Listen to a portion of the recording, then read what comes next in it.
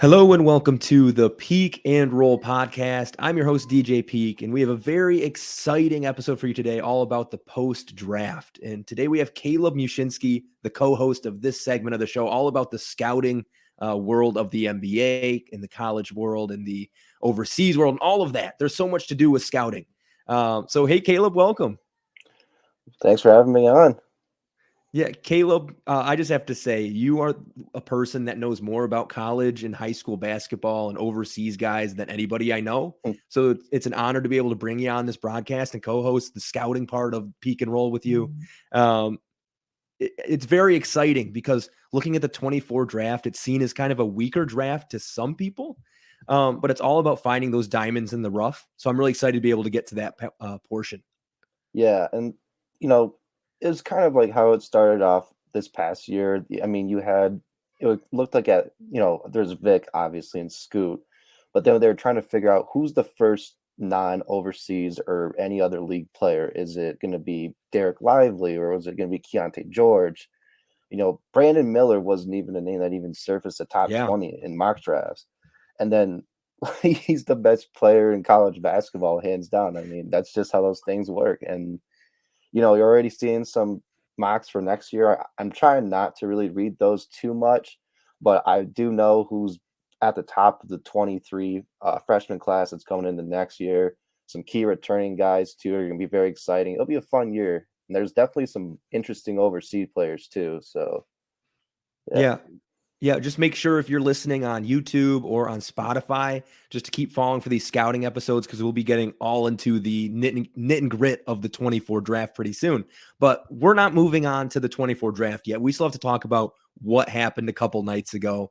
We're going to start with some burning thoughts. And there's a lot of things for me that come up when I just think of what happened. And the first thing is the program of the draft. They had two different things happening at once, one on ESPN, one on ABC, and there was another NBA TV one. Maybe there was just two. I don't know what it was, but I spent the first 17, 18 picks watching Stephen A. Smith talk with Fat Joe and just roasting each other while Anthony Black got drafted and nobody even knew what happened. Jarris Walker got drafted and traded. Nobody knew what happened until pick 11 or 12. And then I was tweeting about it, really upset that they changed the formula of the draft since I've been watching 10 plus years just to find out I was watching the wrong program.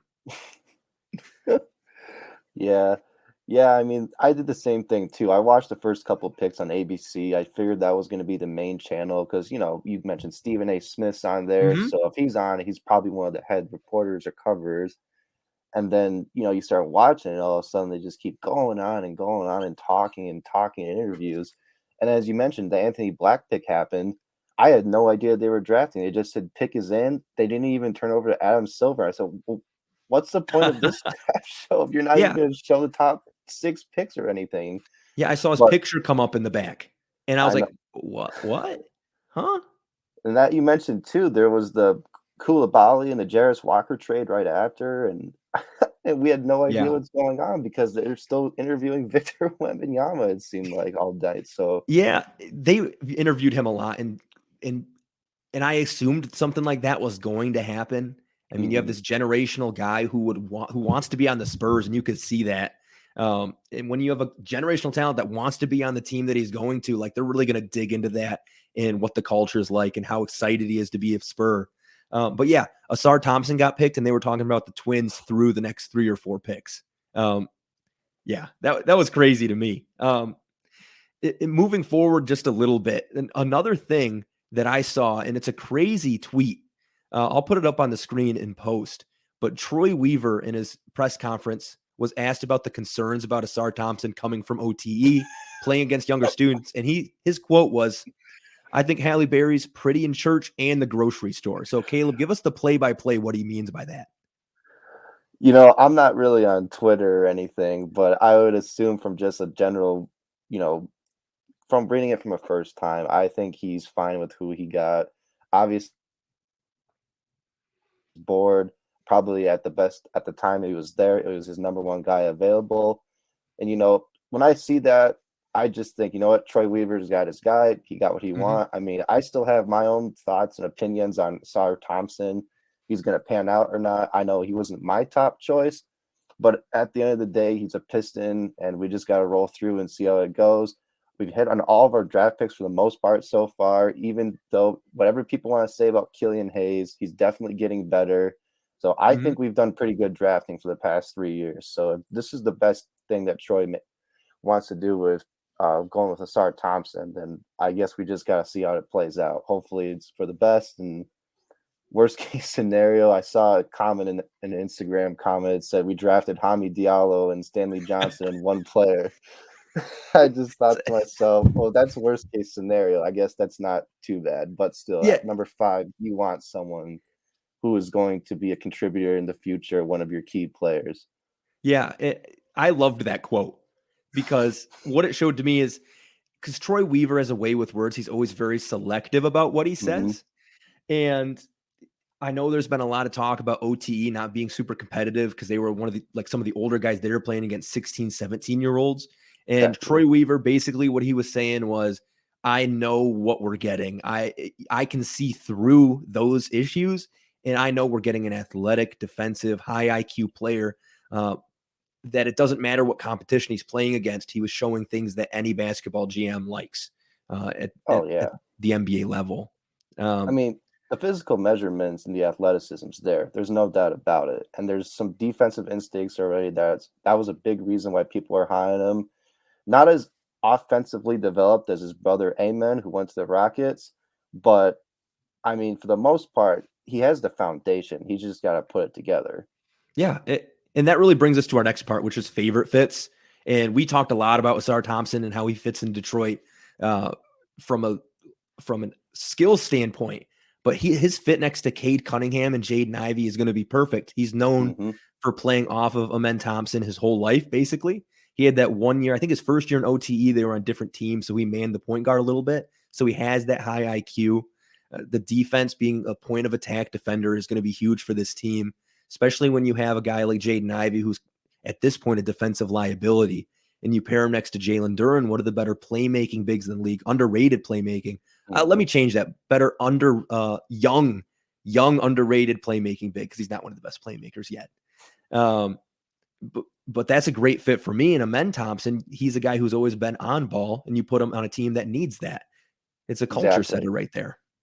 Well, that's the thing too. So first of all, Ime Udoka being at Houston is going to change things around. Those guys are going to play defense. They're going to be a much more disciplined team with all those young guys because they have a ton of talent. I mean, you look at already Jalen Green. There's Jabari Smith, Shangun, Usman Garuba, who's really underrated. I still like him from when I first saw him play for Team Spain in the Olympics Mm-hmm. a couple years ago. I think he's a really promising young player on the defensive end. But yeah, I mean, and you throw in, like you said, they needed that stabilizing point guard because pretty much, I mean, let's face it, Kevin Porter Jr. is not an answer at point guard. Can say what they want, but I'm not buying into it. I think having a more established ball handler, primary guy to bring the ball up the floor, and Eamon Thompson, hopefully he gets to that point where they'll be the number one on that team. And I mean, as the point guard, but you know what I mean, Yeah. essentially. Hopefully he becomes that guy who initiates offense. You're not counting on Jalen Green to chuck up the first shot he's 5 seconds into the shot clock. Yeah, and all of these favorite fits we're going to talk about and what we've already talked about, this is before free agency. So Hmm. hopefully a lot of these free agents can come in and make these guys' lives easier. I know with Houston and Detroit, they have a lot of money and they're planning on bringing in some sort of veterans. Oh yeah. In the veterans rumored to both of them, from Dylan Brooks to Cam Johnson, they're all going to make these players better. So it makes the fits even more desirable. I Um, did see the Cam Johnson one. I really was excited because for those of you who don't know, after my home schools here in Michigan, Michigan State, North Carolina is my school. I grew up. I just loved all the guys who would play through there. And Cam Johnson, when he was there, he was definitely filling in that empty Justin Jackson small forward void that hmm, when he left after that national championship, I mean, I just had this hole in my heart. But Cam Johnson came right in. It was like just Justin Jackson never left. He just this great shooting small forward. I've always been big on Cam Johnson. I don't care what people said about his age or his previous ACL injury in college. That guy is a great shooter. And hmm even if we don't have the money to pay, I know Brooklyn's got some cap space too now that they traded away a lot of their superstars and they're basically at a rebuild too. I know Mikal Bridges is on a pretty cheap contract, and I think they might match us whatever for Cam, but who knows? We'll see if it plays out. Like you said, there's other guys like Dylan Brooks out there. We could bring home Kyle Kuzma, bring Oh him back yeah. home to Michigan. Yeah, and it's funny because a lot of the fits for Detroit and also good fits for Indiana. So there's Yeah, going to be a bidding war between these younger teams to get these guys because every team needs wings. Indiana, Detroit, exactly. Houston. That's all. It's going to be a bloodbath to see who gets who. Hopefully, we're not the ones who end up with Dylan Brooks. I'll just say that much. And that brings me to my next favorite fit in this draft, and that's Jaime Jaquez Jr. Oh my goodness, In yes. Miami, and all the podcasts I listened to pre-draft were saying that is the perfect Heat culture kind of guy. And there's so many jokes about Heat culture, but seeing what they just did, I think nobody can deny it anymore. Jaime Jaquez, a big thing with him is I always heard he went to all the local runs in LA, and he was at every single one of them that people went to, playing any basketball he could play. So I think he's going to fit really well in Miami, not even just from a skill standpoint, but from a character fit standpoint. One thing I always liked about Jaime Jaquez, even though I could never forgive him for beating MSU and Michigan in the tournament a couple years ago, but I will say this: that dude is just a flat out winner. He does everything it takes to get the game done, get a W. The dude does Yeah. everything on the floor. He plays defense. He's a great shooter. He can create his own offense. He goes after the rebound. I mean, he just doesn't stop. So for Miami to get someone like this is exactly who I was hoping for at 18. I didn't want to see Cam be like, oh man, Heat just went to the finals. Now we're going to get Cam Whitmore at 18. But instead, I think they found someone who's going to be a perfect fit for him. He falls into those guys where, before then they were underrated players. You didn't really know where their career would be in the NBA. That was like Jaime Jaquez pretty much going into this season. You knew he was going to be in the future, but you didn't know if he'd be a second round pick or undrafted. And then all of a sudden, a week leading up to the draft, there's people saying he might go as high as 15th, 16 on the board, and he fell to Miami at 18th. That's not Yeah. a reach by any means. You can say whatever you want, but that's a great fit for them. They got exactly what they needed on the wings. They just add another perimeter guy, another guy can defend, another guy can shoot. Be a great fit next to Bam and Jimmy. Yeah, with a lot of my research, he was, like you mentioned, not even drafted or maybe late second round. And then Mm-hmm. he started creeping his way up. And then out of nowhere, he was being mocked that high. And it wasn't just people reporting false news. That was real stuff. He went 18. A lot of people compare him to Jimmy Butler in a way. Their games are similar. I can see where it's not exactly the same, but like they're two guys to always put it all out there. I always think of that Jimmy Butler meme where he's just like hanging over his head down in the finals against the Lakers, all completely gassed out. And I feel like that's going to be Jaime Jaquez in a few years. He just better hope that when it comes down to it, there's no UCLA players shooting the last shot for the game in the NBA, because that seems to be the only kryptonite, or not UCLA, Gonzaga players. So I Yeah. meant to say that's just been UCLA's kryptonite for some reason. It's just a half court or 35-foot buzzer beater from a Gonzaga guy. We saw it happen with Julian Strother, Nuggets rookie who were selected this year's draft, just this past tournament. Jalen Suggs did it to him a couple years ago in a couple tournaments. So other than that, I think this pick for Hawkins, this is a home run for Miami. They really nailed it. I agree with that. So who do you have is a good fit? What's someone you think of? Well, so the first guy that I thought of, and I know it's not really universally from what I've seen, people aren't a big fan of it. I like Derek Lively to Dallas. That was another guy too, where he was just suddenly crawling up the draft boards. I've seen him as high as 10 to Dallas. Yeah. I didn't really think he should have gone 10th overall, but it's one of those situations where, they need a center. They were one of the worst defensive teams last year. And that's why Derek Lively, to me, I thought this was a great piece for him. He could be a good anchor in the future. There are some health concerns with him. I know this past year at Duke, he wasn't really the healthiest all year. Never really knew when he was available, but when he was in full effect, I mean, there was a game against North Carolina. I think he had like 8 block shots or something like that. But I mean, the dude's going to be a great interior defender. He's a great finisher, high motor guy. I know there's the health concerns that people might have, but I really do like him at Dallas at 12. And the fact that they gave up 10th and Davis Bertans' ugly contract away to get Yeah. Derek Lively. I mean, I think that's a great fit. And as I mentioned too, there was the range there, the 10 to 15 range I saw him in. I was really kind of hoping he would fall at Dallas. The other teams didn't really make sense. Like I didn't really want to see him with the Thunder and Chet Holmgren, two skinnier, injury-prone big men already. I didn't really want to see him in New Orleans. I think they're set down there, but Yeah. this was That would the have been team tough. this is the team I'm glad that I got to see him on is here in Dallas. Yeah, that something questionable about that for me is I don't question the fit. The fit is fantastic. You know that's what they need. But Mm-hmm. is it what they should have done? Right. The only reason I think that is because I feel like you can get centers that have been around the league for a while that can provide a lot for pretty cheap in the free agent market. And to bring in a young center, and like you said, an injury prone guy, like wasn't he number one in his high school class or really, really Yeah. high up there? He was. And People were saying I thought he could have even been the first college guy taken off the board this year before yeah, last college season even started. and that's what makes me think like, okay, maybe I'm just off base with saying this, but maybe they should have gone with long-term better um, talent than fit because they were in the lottery for a reason. And Right. when you're in the lottery, it's so hard for me to say, okay, you can pick for fit instead of best available. You saw the Hornets do that as early as 2. And I don't know what your take is on Brandon Miller. We can talk about that later. But when I look at Derek Lively, I don't know if Luka's going to have the patience to play with a first-year center that still has to kind of learn the ins and outs of the NBA game when they could have gotten somebody else and maybe gotten like a Case and Wallace, even to come off the bench, play some defensive minutes next to him, or just get a shooter like Grady Dick or Jet Howard even. It's a tough thing for me, but like I said, the fit is solid, but it's about, is it the best thing the team could have done? Right.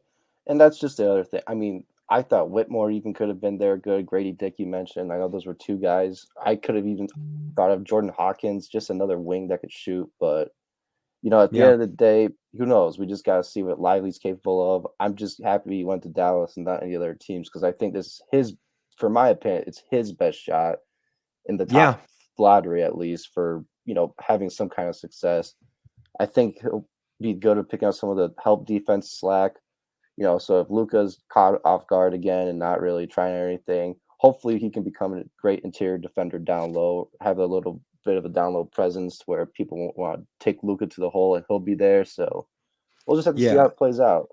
I agree with you on that point that it was kind of his best shot to really do something. Because if you look later, the Magic, they already have Wendell Carter. The Thunder, probably not the best fit. Raptors are still trying to win, have Jakob Poeltl. We talked about the Pelicans. We have Clint Capella and Onyeka Okongwu with the Hawks. Jazz have some guys. Lakers are maybe the one I look at. He could have gone there. But if they passed on him, then you have the Heat, Warriors, Rockets, Nets, who I think could have picked him at 20 or 21 or 22. But you're right that this is the perfect fit for him as a player. Mm-hmm. Another fit for me that is just very solid overall is Cam Whitmore falling to Houston. And Oh, I yeah. was debating talking about that in our burning thoughts segment because what the heck happened? Because there were so many people who had him mocked at 5, some people had him mocked at 4. On my big board, he was around 5 or 6. And he fell to 20. And I know there's medical concerns, there's work ethic concerns, motor concerns. I heard his coach didn't stick up for him in this process. Overall, it's just weird. I don't know what to pin it on. All those things culminated together, had him drop to 20. There's a possibility that when you look at after he passed number 10, that teams at 11 to 20 didn't really scout him that much or bring him in. So they didn't Mm-hmm. they didn't know much. And when they see those teams passing on him, they're going to go with the guys they know. And Houston was the first team that had an early lottery pick. And they said, okay, we scouted this guy. There's no way he should fall past 20. Interesting. What do you think on that?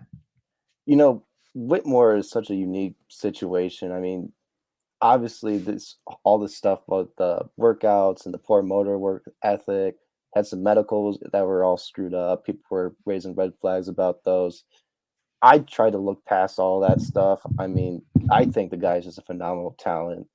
And I'm sure once he gets going with Ime Udoka, hopefully he'll help straighten him out a little bit. Yeah. Yeah. But I could see too when you say the coaching connection. It's funny because Villanova this year had a first-year head coach, and Kyle Neptune, who's a former Villanova assistant, came over from Fordham, I believe, or it was some kind of Atlantic 10 school. I think it was Ford. I'm not really too sure, or I could be wrong, but he came into Villanova when Jay Wright stepped down. That was the guy who brought Cam Whitmore in, and now all of a sudden you got this new coach who not really having the success that people thought he was going to have. And if Cam Whitmore didn't come back from injury, I mean, I think he missed probably 8 or 9 games the first year. He probably went like 2-7 or something like that when he wasn't playing. But in games where they did have him, I mean, they were above 500. So you had to have the guy play if you want any chance of a first-year success. So I could see, and I'm not going to try and start anything, but in my head, when I see that, there's a lot of pressure for a first year, especially when you succeed somebody like Jay Wright, who has 2 national championships in the span of the past couple of years.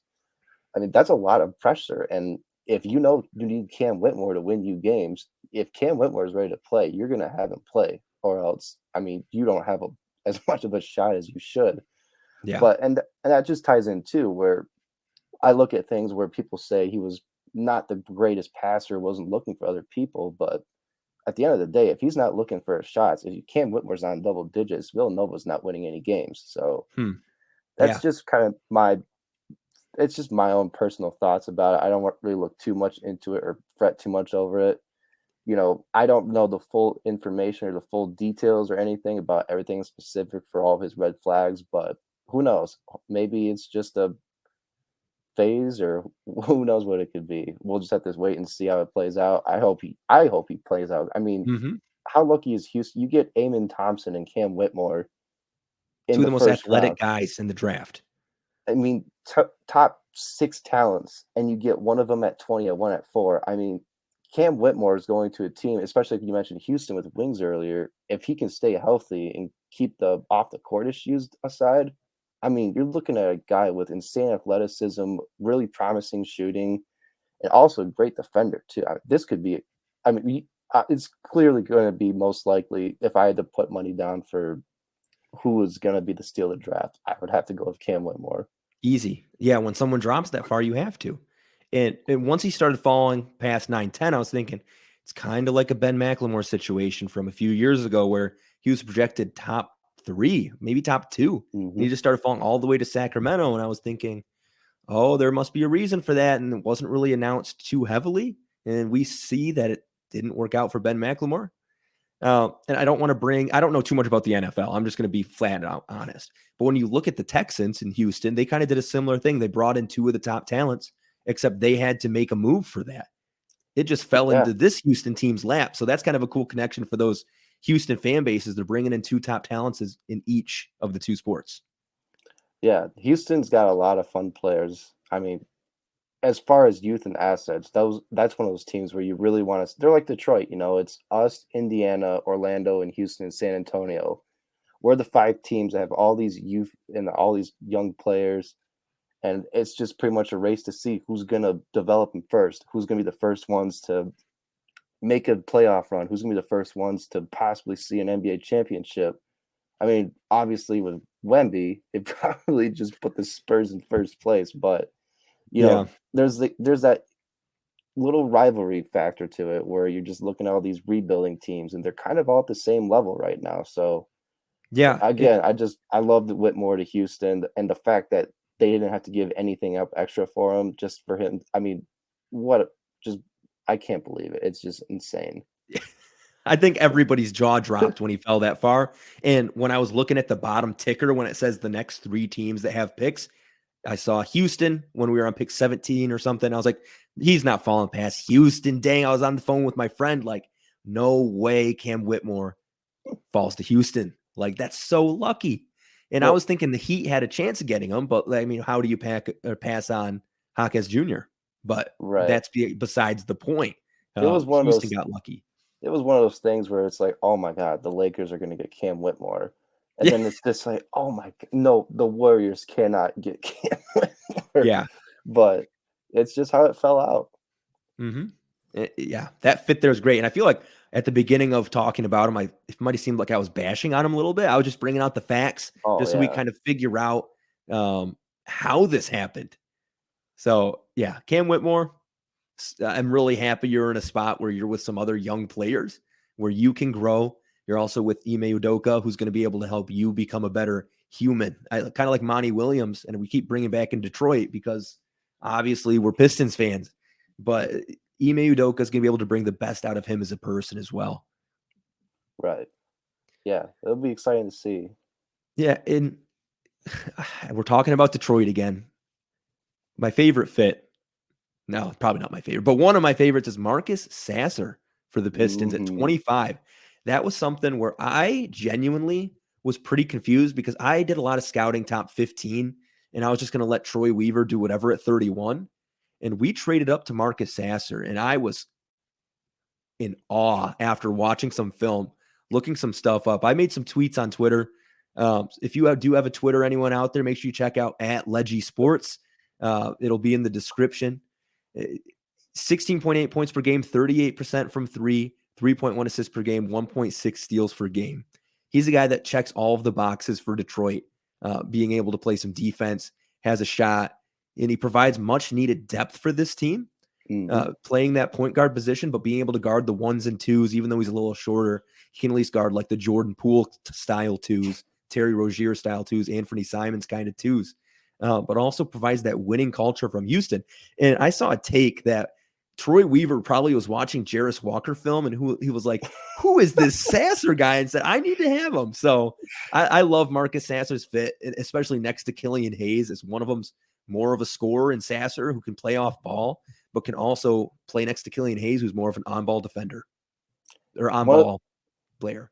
One of the most exciting things for this past year for college basketball was Marcus Sasser was coming back for a full healthy year. Because the year before he had the season-ending injury, he pretty much only played like 9 or 10 games or something like that. Yeah, he missed all of last year, and even too, that Houston team still made a huge run to the tournament. So I really wanted to see how it looked like with him this year. Obviously, they didn't really get the luck they wanted, but still, Marcus Sasser has been one of my favorite players in college basketball. He's just that true point guard. He can shoot the ball. He can shoot it well. He can pass. He can play defense. I mean, he does everything right that you need to be. He's a winning player. So when we traded up for him, I was just shocked. I thought this was somebody at 31 we could have even taken. But for me, it kind of reminds me too, coming back to the NFL connection, where who knows maybe with what Troy Weaver knows. I mean, you look at the Lions when they traded up to take Jahmyr Gibbs, and everyone was like, "Whoa, Yeah. why would they do that?" But after having that little experience in the past, I just thought to myself, you know what, this isn't a reach or anything. I don't care what people say. Troy probably saw this and said, "This is my guy." He probably might not be there at 30, because honestly, I could have seen like someone at Denver take him at 29. And then he's like, "Oh, great. Now Marcus Sasser is going to be on the Nuggets for the next 4 years." But really glad that Troy was aggressive and made that trade up for him. I mean, we only gave up, 3 total second rounders. Not a big deal. And there's protections, I think, on one of them. So I'm in love with this pick. I created a nickname today for him, and I need you to give me your honest opinion on it. What you got? It is, hold on, let me find it real quick. I thought I would have it ready by now. Scrolling up, I'm stalling real quick. It is the Sasmanian Devil. Sasmanian Devil. Or another one is, I have to find this one too. It is Mr. Sastastic. Or you could call him Mr. Fansastic. What do you think of those, Caleb? Fantastic. I think Fantastic sounds better than Sastastic, or it just kind of two variants of that off. one. But yeah, I love his fit. I also had a stat somewhere where opposing guards in isolation, he held them to 30% shooting. While his offensive game reminds me of Anthony Simons or Terry Rozier, because like I said, he can play off ball, but he has one of the better handles, the tightest handles in this draft, being able to create his own shot at 6'1" and shoot over some of those 6'3", 6'4", 6'5" kind of guys. And that adds a lot. Like, I see a lot of Anthony Simons in his offense. One of the things for me too with Sasser was, as us being Pistons fans, we were missing a lot of defensive help and also just creativity on offense for our back. I mean, just our backup guards. I mean, it didn't help that Cade was hurt, so Killian Hayes had to take a lot of the workload. But I just thought to myself, like, okay, we seriously cannot keep going with Corey Joseph and Rodney McGruder as solutions for year after year after year. I mean, we got to do something. And I think Marcus Sasser will address those problems really well. He's one of the best defenders for his position. As you mentioned, he can guard ones and twos.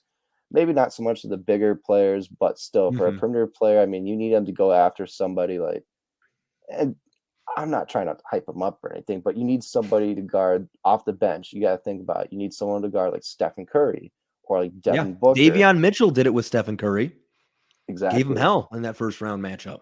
And that's just it. I mean, sometimes it's just those veteran, smaller guards that just will come out of college and just be a pest. And that's just they're playing with chips on their shoulder. And I mean, like I said, Marcus Sasser is going to help a lot of voids where we need help. Yeah. Before we take our first break, maybe our only break, I'm just going to say one thing. There is someone in the draft who has to be a steal in the late 20s, and it's going to be Marcus Sasser. I'm telling that right now. Welcome back to the Peak and Roll podcast. Me and Kayla were just talking about our favorite fits in the NBA draft so far.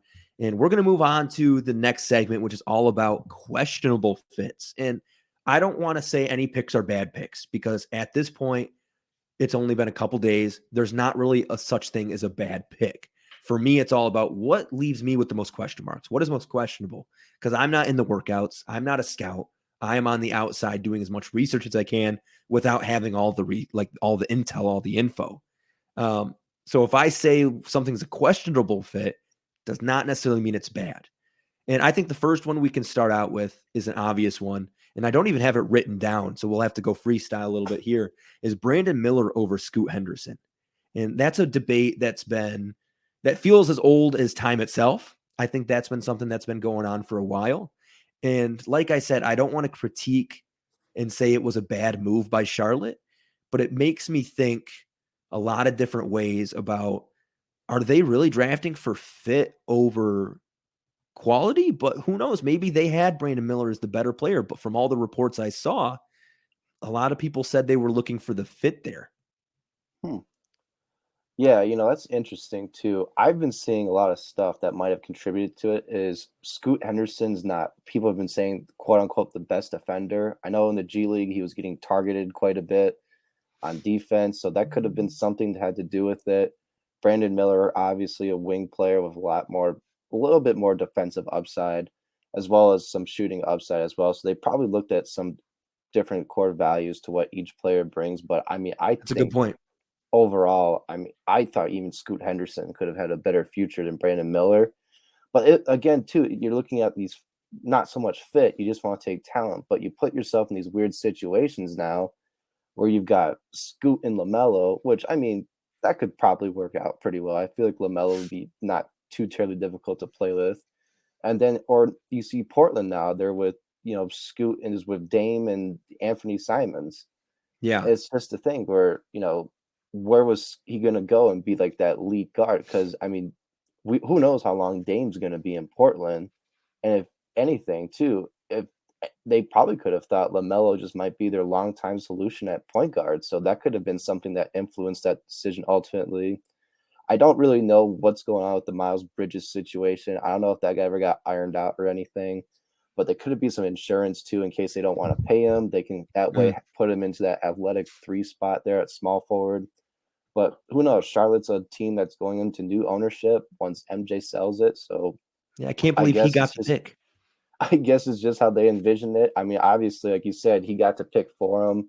So it's his lasting legacy for Charlotte. And who knows, he might have thought Scoot was the better player and was a big FU.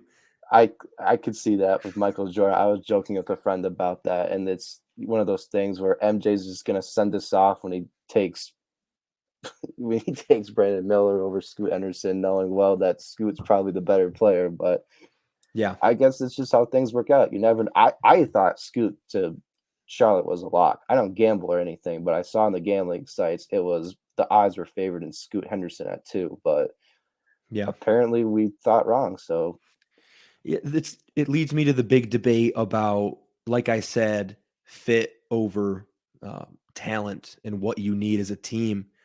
And for you, I'm just going to ask you this question. If you were the Charlotte Hornets GM, is LaMelo stopping you from taking a player that is known as the number one draft in a lot of these drafts over the past 10 years? Absolutely not. I mean, LaMelo Ball, I've even seen could get traded as well. I think Scoot Henderson has a chance to be better than LaMelo Ball. I think there's still a lot of question marks with LaMelo. He's had some medical issues already. Where Scoot Henderson, I mean, is looking like the next coming of Russell Westbrook, possibly with athleticism alone. He's But working out with Steph Curry on his jumper. I saw that.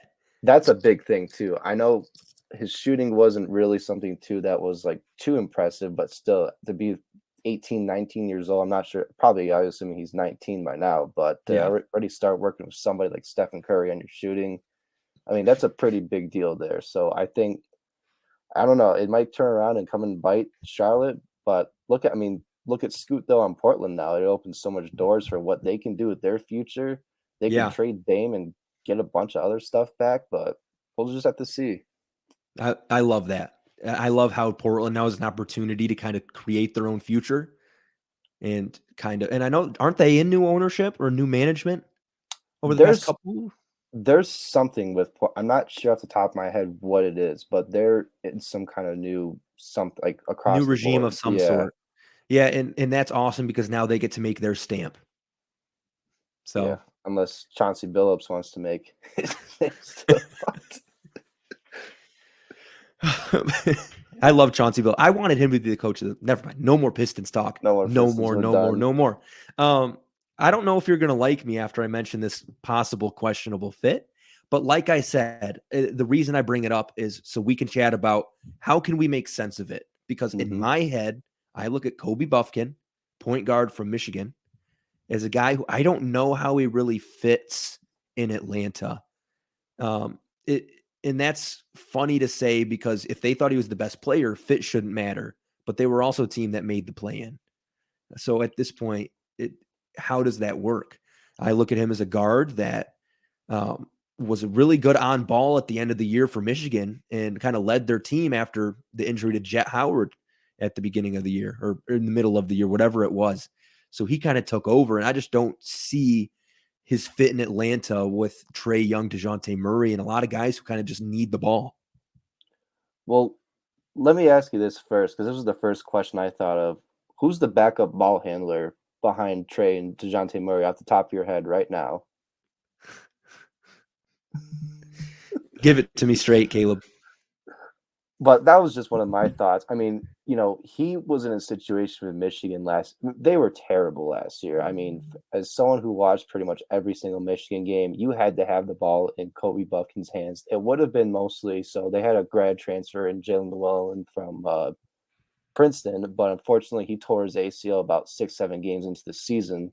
So freshman Doug McDaniel, who's, I want to say 5'11", 160 or something like that, still a top high school player coming into the league, but still, you're talking about the Big Ten Conference. It's one of the most physical and just experienced leagues in college basketball. To be a 5'11", undersized freshman coming in, just pretty much on the fly, having to grow up, he had to take a lot of that ball handling and just offense running responsibility. So that's where Kobe Buffkin really got to shine, is where when Doug was off of the floor, Kobe would take over as the lead ball handler. And for the most part, he was pretty good at it, but it was never really meant to be written out for him to be the number one point guard or just a primary ball handler on that team. His role was mostly playing off the ball, but obviously, like you mentioned, injuries happen. Your season can totally change in the matter of a couple games. So it's cool to see Buffkin, get drafted at 15th, but I thought, my friend and I were talking, he could have probably used another year at Michigan. I think he was just finally starting to tap into some of his potential. The decision making is not really fully there yet, but you see him going out on a limb trying to make the right decisions. But I just think for Atlanta, they're one of those teams, and we can bring it up in the later on, but Atlanta is just one of those teams that always gets these really good young assets, like really likable players. And I think Kobe Buffkin will probably have a chance to fit in. And I don't really know if I should worry too much or not about him being a ball handler, because it'll probably still be DeJounte or Trae. But just to have someone like Buffkin already developing into what he currently is and he's going to keep getting better. He's probably a year or two away from really getting the whole picture. And plus, too, he brings some length and some athleticism on defense. I think he's like 6'4", 190 or something Yeah. like that. Mm-hmm. But I personally like this pick. Once you really look into it more and the whole background of the situation, I don't get me wrong. I think he still needs some more time to develop. But I think Atlanta could possibly I think they'll find a way to use him where he's not interfering too much with Trey and DeJounte. Yeah, I feel really dumb right now, Caleb. I'm not gonna lie. And I know we were talking about it a little bit during the break. And yeah, I can't believe I didn't think about that. But anyways, I looked up the backup guards and for who's currently signed, their third string point guard behind Trey and DeJounte. So not even like their second, like they have DeJounte listed as their second. So their third at best is Aaron Holiday. That's not a good fit. And you're right about Kobe Bufkin being able to kind of take over that role. The one thing that I still kind of look at is a veteran presence needed, because especially with kind of like a younger bench unit, if you're trying to compete, I think trying to get somebody to kind of keep those young guys in check would have been a really good target. But I don't think I can critique the Kobe Bufkin pick, especially because it's a position of need. If they don't think that they're going to get someone in free agency, that's kind of the best you can do. Jaime Jaquez Jr. is a pick for me that I think Atlanta could have utilized, but I also know that their wing and forward room is pretty crowded. Yeah, so it's almost like they had to go guard. And we talk about too, you could just trade people out. I mean, honestly, I think this is going to be John Collins' last year in Atlanta. I've been saying that for the past 5 years. Hopefully this year it's finally going to happen. But you're right too. I mean, you got all those wing guys that are there. I mean, they just took AJ Griffin last year. They've got Jalen Johnson there. I mean, DeAndre Hunter, Sadiq Bey, they even added on our guy. But so I think this is the right move for drafting like a true like 1-2 kind of player, more likely on the 2 side. But I think Bufkin probably off the bench, depending on what they want to do with Bogdanovic. I mean, if they want to move him at the 3, because he's like 6'6", he can play 3. Defensively, you don't really know about him, but at least Bufkin can bring a little bit more athleticism on the perimeter, especially for those 1-2 positions on defense. Yeah. Moving forward a little bit, do you have anybody that kind of made you scratch your head a little bit? We'll get into some other stuff, but just a couple picks out the top of my head. This Dallas trade or the OKC trade for Cason Wallace. And I get that. Cason Wallace is a great player. Don't get me wrong. I think he's an incredible defender. He might be the best on-ball defender for guard in this draft. And he's shooting somewhat getting there. But for me, I thought this trade up was weird I think you could have easily got him at 12 and just waited. But instead, they had to trade up for 10. And then they had to take on Davis Bertans' just hideous contract. I don't get why they did that. But yeah, I think there's chess being played by Sam Presti. That's looking at the draft board right now, you're right, because the Mavericks weren't going to straight up just take Cason Wallace. Then the Magic already drafted Anthony Black and already have all their guards. So there's no way they would have taken him there. The thing that I heard somewhere, I don't even remember where I heard this from. I feel bad for not remembering, but it's almost like Sam Presti's planning for the future. And the Bertans contract for him was the most important part of that trade, because it adds in a contract. Yeah, it adds a contract that's $17 million. You add that to Lou Dort's contract. Do you know how big that is off the top of your head? I don't know, but I think it's in that range too, around 17 million. So I get the point you're trying to put together, though. He's trying to piece things into a big super trade because ultimately they have a ton of assets. And long term, I thought just from a draft standpoint, I wasn't really thinking about. That's a great point you made just now, but I was thinking maybe like forward, they could have gone with help on the wings, or maybe like a power forward. But since we mostly had guards, thought about Giddey and Shea, and I don't know why. I think personally, Cason Wallace is a better player than Trey Mann. I thought Trey Mann had a good year last year, but we'll just have to see. Hopefully, there'll be some nice little Sam Presti rumors floating around, where maybe there'll be this next unhappy superstar, or maybe someone we don't even know about that he's trying to get. And you have Case and Wallace, and he's on a small contract as well, and he's younger. So next year, if they say we're going to go all in for this random superstar that nobody knows wants out yet, they put together that Dort and Bertans contract to get around 30 million. You give that Case and Wallace contract in there, you attach picks. I mean, yeah, people are like, I don't really want to take on salary of players we don't want. We would want someone else back that's really good. But then you have Case and Wallace, who you mentioned defense is probably his best trait so far. I mean, a lot of people compare him to Drew Holiday in that regard. I think Drew Holiday has much more of an offensive game. So I think the only way I would compare them is by their defense. But OKC might be playing chess here, and it feels like they have been for a long time. Yeah. And just the other one that I had, kind of a small one, but I had Jalen Hood-Schifino from Indiana to the Lakers. And again, I love Hood-Schifino. I think he's a phenomenal young player. He had a game against Purdue where he had like 31 or something like that. And he was one of those guys where I was trying to figure out, because every year there's a few freshmen that come back for their sophomore year when they probably want to improve their draft stock, and I could have gone this year. But once he had that game against Purdue, I just thought to myself, he's ready now. He's got to go. He's a guaranteed top 20 pick. But the only thing is, I just don't like him with the Lakers, because the only thing I can think of is it gives LeBron a trade piece for when things aren't going his way. Because if you look at, I mean, I thought they could have used more of a veteran player or someone like on their wings or like another forward, but instead they bring in a guard who kind of at times is not really the best decision making. His shot selection is not really the greatest either at points sometimes, where there's a lot of, oh yeah, Jalen kind of thing. But I don't know. It's just like, well, I see this team with the Lakers with D'Angelo Russell, and I don't want to say they're the same player, but it's just kind of one of those situations again. You're bringing in this young guy where you don't really have your foundational point guard to keep the helm down. I mean, I don't know what the idea of this is. I don't know if you're looking at it from a win now with LeBron and Anthony Davis standpoint, or if you're just thinking about the future and not even thinking about LeBron. But that one was just the only real other head scratcher for me at the time. Yeah, I can get on board with that one. Moving forward, I know we're going to go in a little bit different order here from what we have on here. So we're going to start with teams that left us with questions. So teams that kind of gave us the most underwhelming draft. And I think we're going to be in disagreement on the first one here that we have listed. So I'll let you make your case. So when you look at Orlando's draft with Jet Howard and Anthony Black, what's going through your head? Well, here's my thing about that draft. So for me, for Orlando, I'm trying to build around Paolo Bank. I mean, it's clear Paolo is going to be your superstar of the future.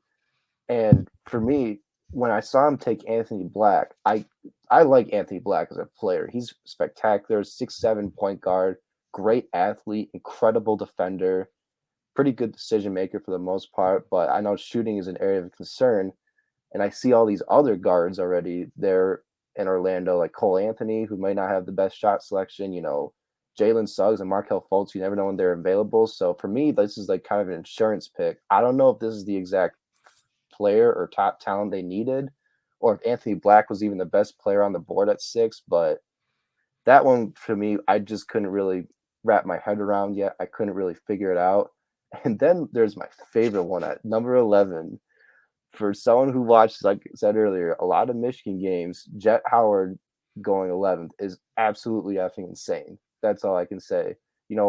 I understand there's a part where there's the shooting, but for Orlando, I would assume they would have probably went in a different route, like with Grady Dick or like Jordan Hawkins or something.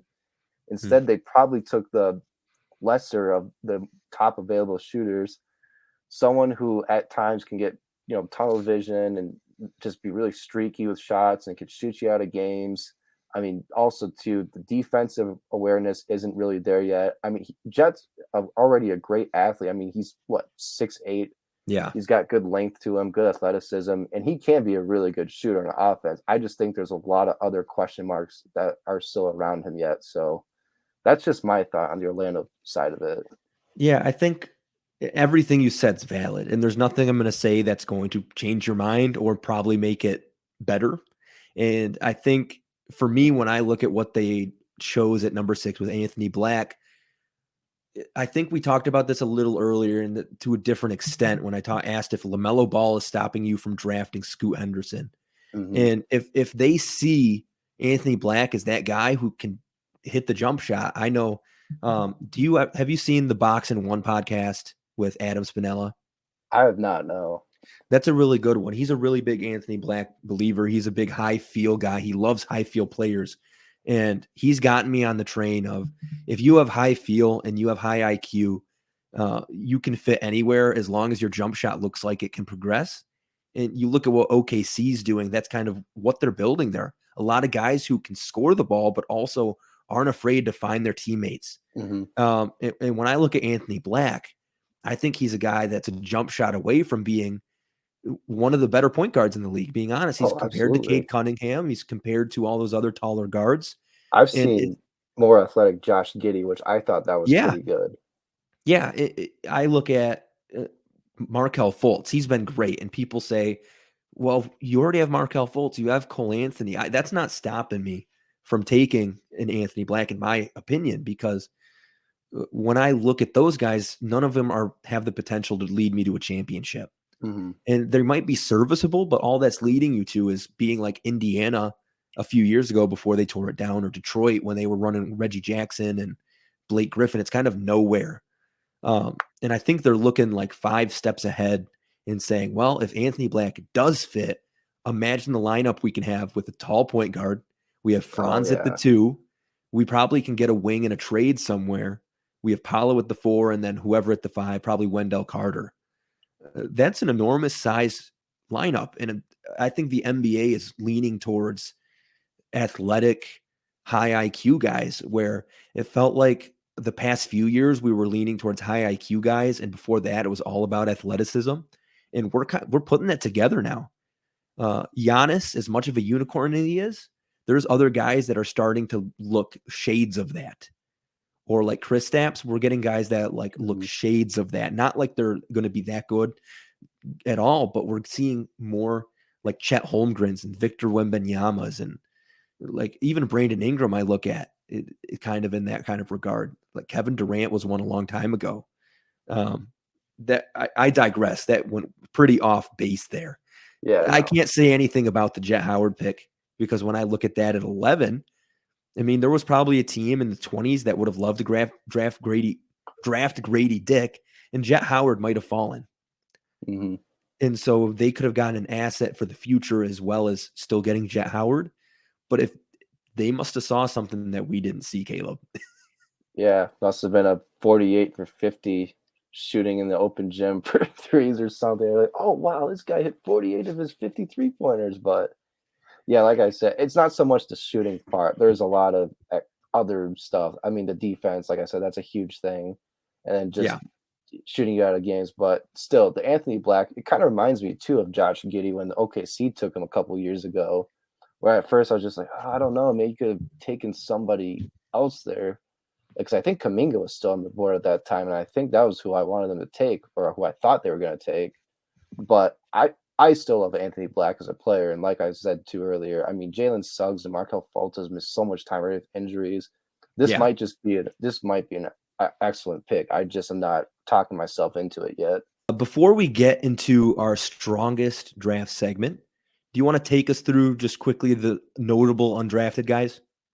Oh yeah. So I was looking through that because there's a few that I thought should have been drafted. I mean, there's Terquavion Smith from North Carolina State, someone who was a projected late first round, early second rounder Wow. last year.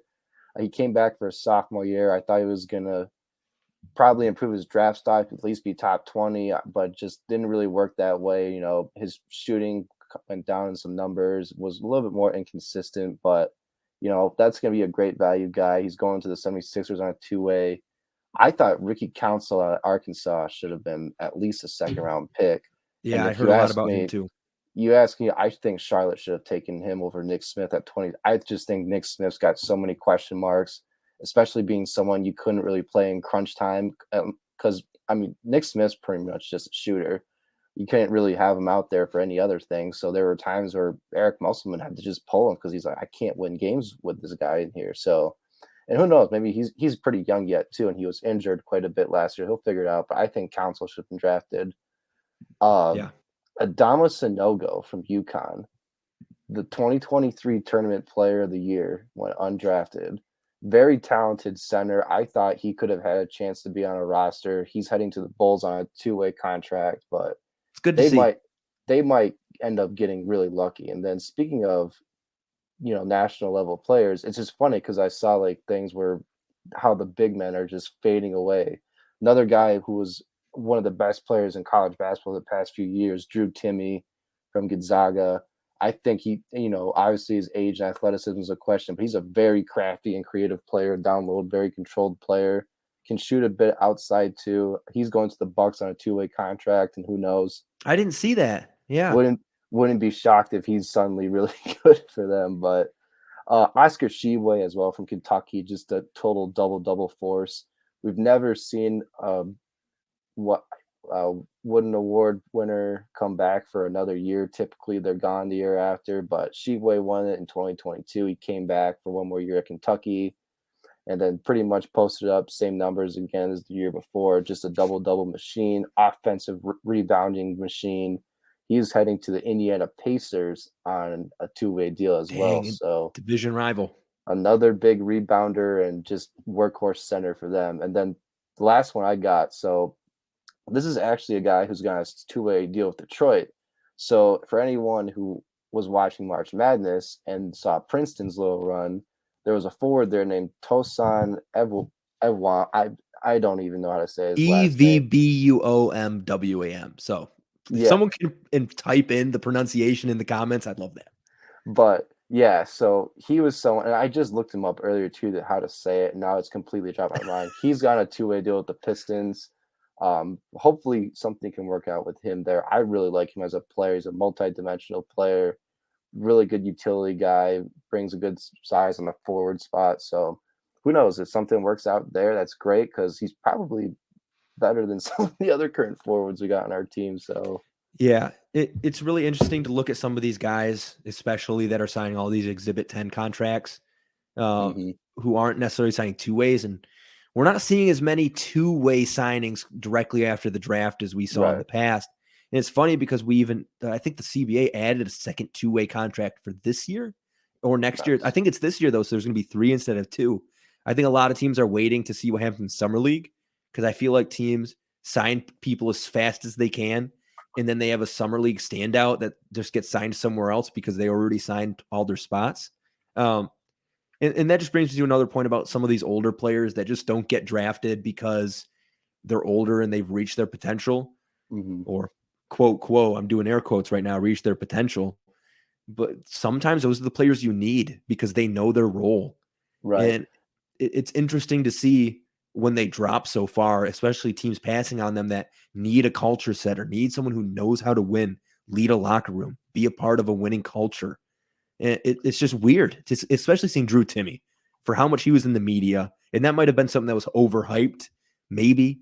But with the Bucks, that's a good fit because that's a good locker room guy to go along, an already good locker room. And I'm just looking too at, I mean, you really can't say that they should have went over some, because there was some, I mean, this for second round value, there's a lot of really good second round value this year. So it's just cutthroat and tough, but that's just how it is for some of those seniors. I mean, they pretty much, I think some of them can still use their eligibility because of that extra COVID year BS rule that you get to come back for a free year of college. But, it is what it is. The season still happened anyway. They shouldn't have added that in there. But you're going to just see a flux of guys just coming in at once. And then I think we're getting to a point soon where I think 2 more years and all those extra COVID year guys are gone. So then it's going to be a little funky for the next 2 years, at least from a scouting standpoint. You're going to get a bunch of 5th-year seniors and stuff because that's how they all work. But yeah, that's weird. Yeah, and it happens every year. There's always a guy who goes undrafted, and you're like, how did this happen? Like, the league's going to regret it, and then you never hear their name ever again. Oh, yeah. So it's we might see that with one of these guys. But yeah, I really like talking about those guys because it would be fun a year or 2 from now to be able to look back at this video and say, we talked about that guy a little bit, and here he is, like, putting up 20 points on a finals team. Here's Adama Sanogo Yeah. playing huge minutes because I can't think of who Chicago's backup center is after the Vucevic. So Yeah, I don't even know. I can't even think of it off the top of my head. I just can't either. That's just a funny thing too. You think of these guys, and it's like, well, and as we mentioned earlier, Bufkin. I'm like, who's the backup point guard, two guard after? I mean, you could say Bogdanovich, but it's just how it is sometimes. I mean, you Yeah. just don't think about that kind of stuff. So, Yeah, moving to the favorite part and something I'm really excited for oh, me is too. talking about the strongest drafts. And there's a lot of them on here. And a Yeah. lot of them who went a little underrated. And Detroit, we're not going to talk about. I think we've talked enough about them. And I think people get why we think they had a pretty strong draft. Hmm. Uh, I really want to start with the team that I think had the strongest draft, and that's the Utah Jazz. I agree. Yeah, picking up Taylor Hendricks, Bryce Sensabaugh, Keontae George. Those are all guys that can provide different things for you: defense, shooting, inside scoring, everything, Oh yeah. outside scoring. And it's something for a Utah team that has all those future picks, where if 2 or 3 of these guys hit, those picks, instead of having to be made for something, can be moved for something. You see, I was thinking this could have been like an Anthony Black, maybe a Mhm. Jalen Hood Shafino Reach kind of team. I thought that, Hendricks and Whitmore and, Jarris Walker would be gone by pick number 9. I actually thought too, because they did have 9, 16, and 28, this could be a team that moves up in the draft. Mm. But I guess they just waited it out, and I mean, they got incredible, but I love Taylor Hendricks. That was my Yeah. number 1 guy for our draft board, who I Yeah. wanted at 5. I mean, fit, who knows, maybe not been the best fit, but I would just wanna see him figure it Yeah. out, Make it work. Yeah. get rid of Marvin Bagley, but anyway, moving on from that, I love Keontae George at 16. That was someone I mentioned earlier that I thought could have been one of the best college players, highest drafted ones for this year at the start of last year. But he's someone too that can show he can be a high volume scorer, does some good things on defense, and also too is not going to be their solution to point guard, but he started demonstrating some passing. He's a pretty good distributor for the most part. Obviously, doesn't always look to it because he's more of a two guard. But and Bryce Sensabaugh, I mean, Mhm. this is someone that I really like too. I can't believe he didn't go in the top 20. I get there's like injury concerns and stuff, but somebody at his size, like 6'6", 235, who just shoot the lights out. I mean, nobody saw that coming last year. That was like Ohio State's only really good, positive mark on the whole season. Yeah. And getting that kind of value later is really cool to see.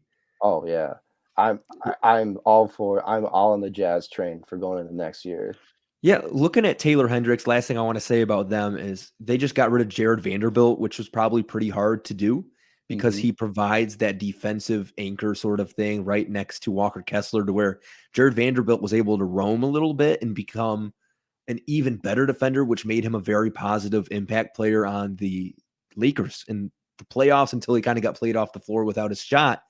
But they just added a guy similar to Vanderbilt that can shoot right out of the Oh, gate. I know. One of the high floor guys that has a high ceiling as well, because he comes in NBA ready. And if you put him on the Lakers instead of Jared Vanderbilt, he'd be so much better of a fit.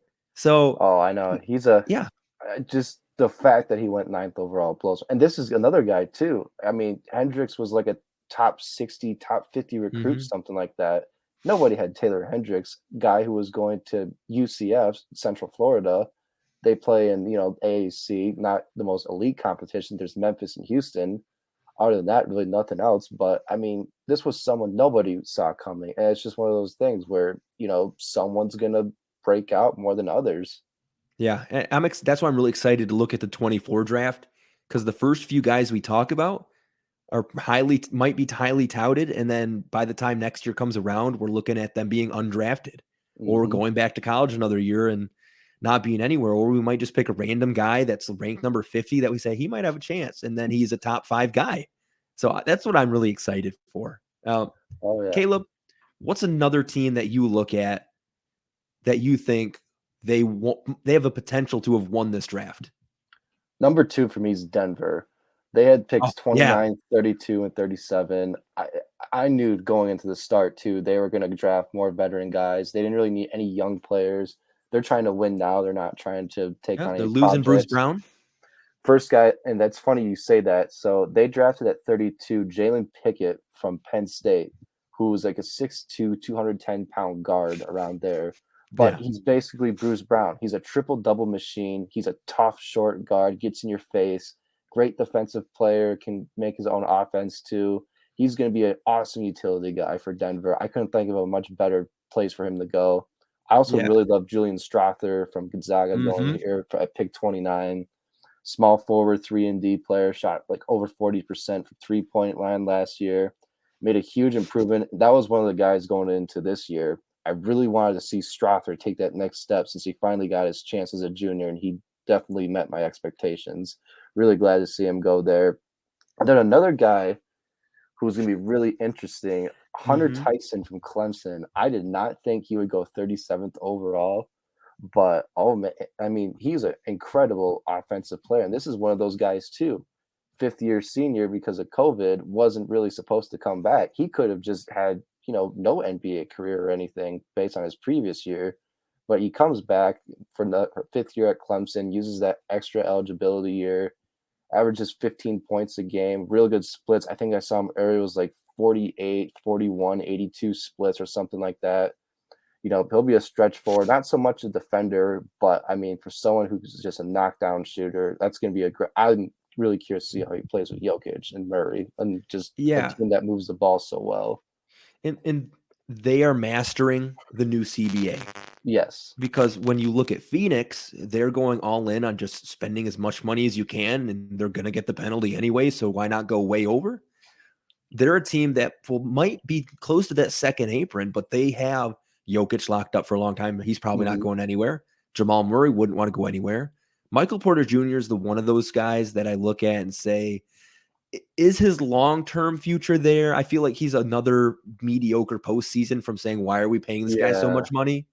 But the thing is, they could afford to pay another guy a lot of money because they're bringing in these older players that will help you now on small contracts. And I love that they traded, because I don't know if they were originally in the draft before they made a couple trades. Maybe they had one pick. They did. I think they had pick 40 or something like that. And they moved They up. moved to the 37, and then they did that trade with the Pacers where they got 29 and 32. Yeah. That's crazy to me. That's crazy to me. I don't know. Denver's going to win for a long time. They might not win another championship, and that might be like a weird take to say. But the thing is, they're going to be competing because they're winning the CBA. They're going to be able to pay their big guys, but they're also getting guys who can contribute that want to win. And hopefully when you grow these guys through the system, they'd want to stay on team-friendly deals. So I love this for Denver, not just because of who they picked, but how they're working the system. So I think we're both in line with that. I love that draft as well. Yeah. Another one too, actually, that I really like. So maybe not so much taking advantage of CBA, because we said earlier, don't really have a bunch of huge contracts, but they're getting pieces put together. I like Brooklyn's draft. I was about to say that one. Brooklyn took Noah Clowney, 21st overall from Alabama. Again, another guy who's like a top 70, 60 recruit this year. Wasn't really getting talked about, but had a lot of huge flashes in the moment. I mean, for being probably the third most important player for that Alabama team last year, I mean, Clowney has already got, for a 6'9" power forward, great defensive instincts, great athleticism, even showing a bit too. I know it's only like 27% from three, but he's already showing that he's going to start shooting from threes. Yeah. If he puts it together and becomes a better shooter, he's going to be a lethal force for Brooklyn on both sides of the floor. And then I've got someone here that I know you've had some thoughts on, Dariq Whitehead. But I know I've pitched my case too, and I can just say real quick again, I look at Dariq Whitehead when he's on the floor. He still shot like 45% from three. I see like AJ Griffin again. Same situation from this 2022's draft, 2022 is when he was drafted. But AJ Griffin was in the same situation, was hurt, trying to squeeze in the rotation when they needed him. didn't really look 100%. But then you look at someone like Atlanta, I thought he was really good for the bench. I mean, we had to step up for Atlanta. He's a great shooter. I just think that's too like what Dariq Whitehead could be if he manages to stay healthy. I mean, he just might become a top 5 player in this draft, like some people thought he would have been. And then also too, I don't know if he's gonna get minutes or not, but I think this is a huge steal at 51. Jalen Wilson from Kansas, someone who was the 3rd best player on a Kansas team that won a national championship 2 years or this not past previous, I guess now 2 years ago. Yeah. But I've always been a Jalen Wilson guy. I thought he had a great year this year. I think, too, he won the Julius Erving Award for best small forward in the country. You know, there's some issues for him with his shooting, but I just thought at Kansas last year, with him being the number 1 guy, his numbers got a little bit inflated for field goal attempts. I think with someone on Brooklyn where he doesn't really have to be that number 1 player, I think his shooting should be just fine. Yeah, I love this for them because they got 2 picks in a row that addressed needs or potential needs. They needed another big guy. They were looking at the trade deadline for something back there behind Claxton, and they got Noah Clowney who can kind of fill in. Maybe they need to do more, but I like his role there. And with Dariq Whitehead, he's just a guy who a lot of people had top 5 going in this draft. I remember playing in 2K where you could do my GM and you can download draft classes for future years. And I remember 2-3 years ago, he was a guy that was always top 3. And even it was probably even last 2K22 where he's just projected to be a top 3 guy. And even at the beginning of this year, it's one of those things where it's weird how he fell to 22 with my limited knowledge of scouting at that point. And when I started getting back into it, maybe a month or 2 ago, seeing him mocked late first was like, what happened? What happened? And I think when you draft a guy with that much potential at 22, you got to go for it because you know how people saw them in the past. You just need to reach back and find that. Obviously, injuries play a humongous factor in that. But they might lose out on Cameron Johnson, and not saying he can be Cameron Johnson, but yeah, it's good insurance there. At least take a swing on it. I mean, what's the worst? I mean, you got, I'm not saying they're bad players, but I mean, your other option is Dorian Finney-Smith and Spencer Dinwiddie on your wing. So why not just roll the dice on someone with this kind of level of potential? And you're right with Dorian Finney-Smith, and even if Cam Johnson stays, you have Mikal Bridges. Those are great mentors for a guy like Dariq Whitehead. I think if he can adapt pieces of their game, he can improve on defense. He can be a better shooter than ever, and he can become a 3-and-D eventually. I don't know about right out of the gate.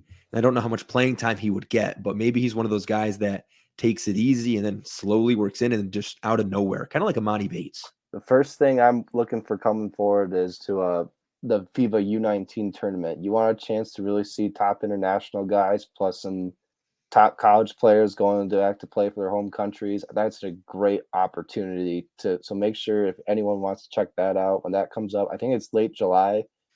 When it starts, but that's I mean, the last time we had a tournament when we won, it featured guys like Victor Wembanyama from France. It featured multiple guys who are college stars and current NBA players from Team Canada. I mean, Jaden Ivey was the MVP of Team USA that year. So should be exciting this year. They've got some really good players are coming out for this team that might be drafted highly. I know there's Cody Williams, Jalen Williams from Oklahoma City, his younger brother, small forward going to Colorado next year. But yeah, it'll be interesting to see. If you made it this far or if you skipped here, I don't care. Thank you for joining us on this episode of Peak and Roll, all about the post-draft turnout from the 2023 NBA draft. We were joined by Caleb Mushinski today, one of my great friends, and we're going to be continuing to talk about NBA scouting as I was going to say leading into the 24 draft, but that's a long time away. So you're going to be getting a ton of info on some of the prospects to look for. And on this channel, we're also going to be talking, if anything, from NBA news to the free agency coming up later this week, to my favorite team, the Detroit Pistons. We'll have episodes on that, to the Washington Wizards, or teams I hate like the Chicago Bulls. But overall, I hope you guys had a great time listening. Hope you all have a great night. Peace out, people.